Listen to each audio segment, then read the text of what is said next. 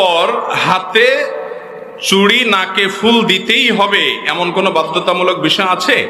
না, এমন কোনো বাধ্যতামূলক বিষয় নাই যে মেয়েরা বিয়ের পরে হাতে চুড়ি পরতেই হবে, নাকে আপনার ফুল দিতেই হবে, এমন কোনো বাধ্যবাধকতা নাই। তবে হ্যাঁ, কোনো অঞ্চলের যদি আঞ্চলিক একটা কি বলে এটাকে সংস্কৃতি থাকে যে বিবাহিত মেয়েরা এগুলা করে, তাহলে সেটা গ্রহণযোগ্য হতে পারে। এবং সেটা তো আর হালাল হারামের বিষয় না, জায়েজ না জায়েজের বিষয় না, এটা আঞ্চলিক বিষয় হতে পারে যে এই অঞ্চলে বিবাহিত মেয়েরা এরকম করে আর অবিবাহিত মেয়েরা এরকম করে না, এরকম কোনো আঞ্চলিক বিশেষ কোনো আইডেন্টিফিকেশন থাকতে পারে বা পার্থক্য থাকতে পারে। কিন্তু কোনো অবস্থাতে আপনার ইসলামের দৃষ্টিতে বিবাহিত মেয়েদের জন্য এগুলো পরা আবশ্যক।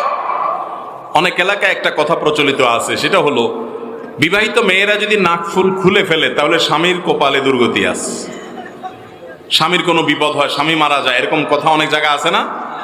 অনেক মহিলা